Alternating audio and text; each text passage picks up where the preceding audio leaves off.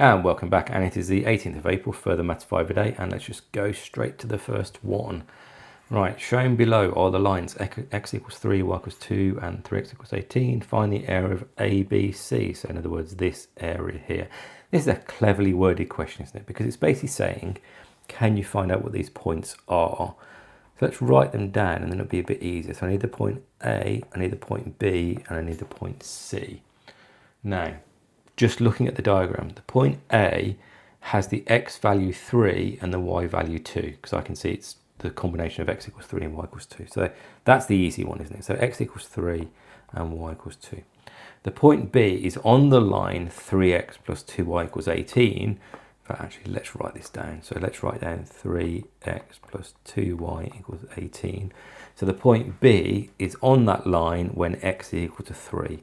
So in other words, this is equal to 9 plus 2 times y that I don't know is 18. So y is, take away 9 from both sides is 9. Divide by 2 is 9 over 2. So therefore here the point B is 3, 9 over 2. Same idea for the point C. So for point C, I can see that the y value is 2. So therefore that's 2. So I've got 3x plus 4 is 18. 2 times 2 is 4. Take away 4 from both sides, which is 14. Divide by 3. And that tells us that x is 14 over 3. So this is going to be 14 over 3, 2. So the numbers aren't very nice, but it's not awful. And then it says work out the area of the triangle. So that's going to be half the height. Well, A to B is 9 over 2 minus 2. In other words, the difference of the y values. And A to C is the difference of the x values, which is going to be 14 over 3 minus 3. Now, this could be a non-calculator question, couldn't it? So let's do it non-calculator. That's going to be half. Well, 9 over 2 minus 2 is the same as 9 over 2 minus 4 over 2, which is 5 over 2. Again, good to check fractions without just using the calculator all the time. And 14 over 3 minus 3 is 14 minus 9, which is 5 over 3. And then let's bring all this together. So now we've just got fractions multiplication. So the top is going to be 5 times 5, which is 25. And the bottom is 2 times 2, which is 4, times 3, which is 12. And my final answer is 25 over 12 units. That's a nice question. Good start today. I like that question. Next question.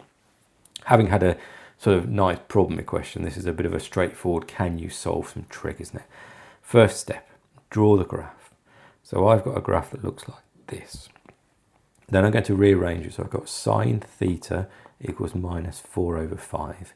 Which means that theta, according to my calculator, is going to be minus 53.1.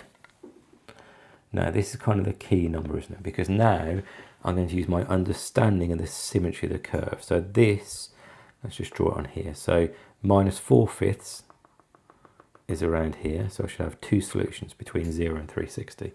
Problem is I've been given this solution here. However, I know that this length here is 53.1.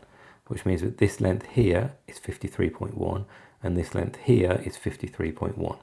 So the answers that I need are going to be 180 plus 53.1 and 360 minus 53.1, which is equal to 233.1 and 306.9. And these, make it nice and clear, are going to be my final answers. Next question and final question today. Shape A maps to shape B by rotation 90 degrees clockwise into the origin. Okay. Shape B maps to shape C by shape origin. Find the single. Okay, I got a bit worried then. I thought this. I don't know what that is. I thought this was going to be some weird. Can you draw a rotation thing or something? But actually, it's just a matrix question. So. Now, if you've seen me do these before, you'll know my technique here. So not everyone does this, but I think this is by far the best idea. What I'm going to do is I'm going to start by considering the point A and the point B. So the point A is 1, 0 and the point B is 0, 1. So if I draw those, so A is here and B is here. I mean, technically B is there and A is there. So let's get rid of that circle because it's slightly misleading. Now, what happens first of all is A maps onto B by a rotation 90 degrees clockwise. So I'm going to rotate everything 90 degrees clockwise, which means my new A and B are going to be here and here. Again, 1, 0, 0, 1, etc. because I've rotated them around. And then it says shape B maps onto shape C by an enlargement scale factor 2 centre the origin. So my new A is going to be here, which is going to be 0 minus 2. And my new B is going to be here, which is going to be 2, 0. Which means the matrix that does that is going to be 2, 0, 0 minus 2.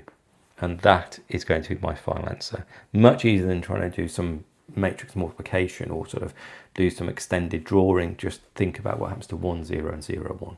And that is it. Question done today. I really like that first question. Really clever first question. Second question, you've got to make sure you know your trig. And third question, nearly went the wrong way, but actually that's a nice sort of clever, can you work out how to think about this, isn't it?